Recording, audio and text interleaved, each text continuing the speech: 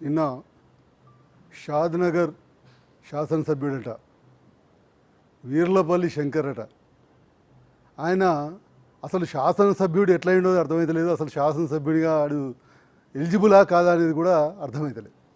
అరే బిడ్డ వీర్లపల్లి శంకర్, నువ్వు అసలు శాసనసభ్యునికి కాదు కదా, ఏ ఒక్క రాజ్యాంగ పదవికి కూడా, ఏ ఒక్క కాన్స్టిట్యూషనల్ పోస్ట్కి కూడా నువ్వు ఎలిజిబుల్ కాదురా బిడ్డ. అసలు ఎమ్మెల్యే అంటే ఏంటిదని కానీ, రాజ్యాంగం అంటే ఏంటిదనేది కానీ ఏమన్నా సోయి ఉన్నదిరా నీకు? అసలు ఏ ఇది మీద నువ్వు ప్రమాణం చేసినావు అనేటువంటిది ఏమన్నా సోయి ఉన్నదిరా నీకు? అంబేద్కర్ రాసినటువంటి రాజ్యాంగం మీద ప్రమాణ స్వీకారం చేసి నువ్వు ఎమ్మెల్యే అయినవురా. నీకు వెల్మ కులం గురించి ఏం తెలుసురా నీకు? వెల్మ జాతి చరిత్ర ఏం తెలుసురా నీకు? ఏం మాట్లాడుతున్నావురా నువ్వు? వెల్మ కులం గురించి మాట్లాడే అర్హత నీకు ఎక్కడిదిరా?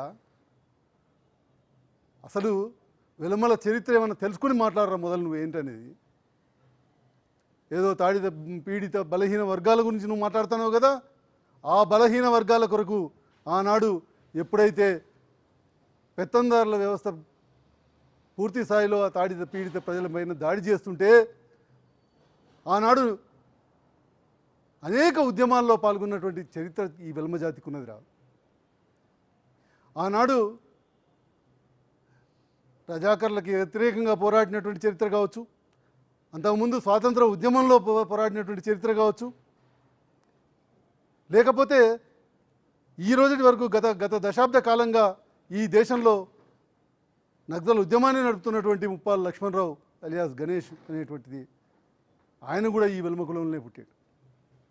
నువ్వు చెప్పే కాంగ్రెస్ పార్టీ ఈ రాష్ట్రంలో ఆనాడు ఉమ్మడి రాష్ట్రంలో బలపడటానికి అన్ని విధాలుగా సహకరించి ఆనాడు ముఖ్యమంత్రిగా ఉన్నటువంటి జలగం వెంగళరావు కూడా ఈ వెల్మ కులంలోనే పుట్టాడు. నువ్వు చెప్పే కాంగ్రెస్ పార్టీకి రాష్ట్ర అధ్యక్షునిగా జాతీయ ప్రధాన కార్యదర్శిగా ఉన్నటువంటి ఎం సత్యనారాయణరావు ఈ వెల్మ కులంలోనే పుట్టాడు. అనేక మంది ఆనాడు కమ్యూనిస్టు ఉద్యమాన్ని అన్నీ తానే నడిపించినటువంటి చెన్నమనేని రాజేశ్వరరావు ఈ కులంలోనే పుట్టాడు.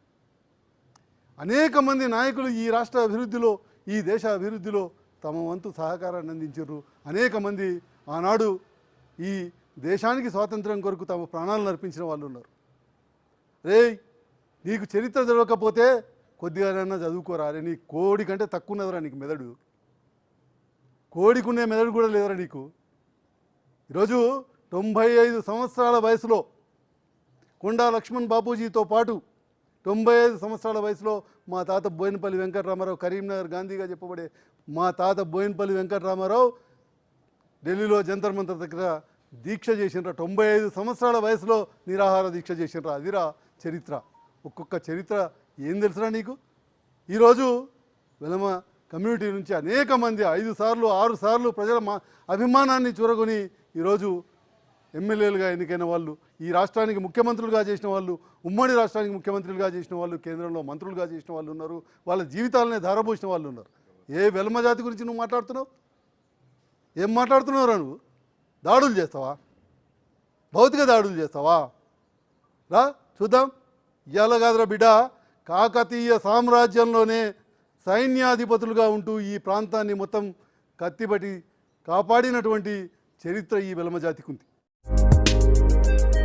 వీడియో చివరి వరకు చూసినందుకు ధన్యవాదాలు. ఇలాంటి మరెన్నో రాజకీయ వార్తల కోసం మన ఛానల్ సబ్స్క్రైబ్ చేయండి.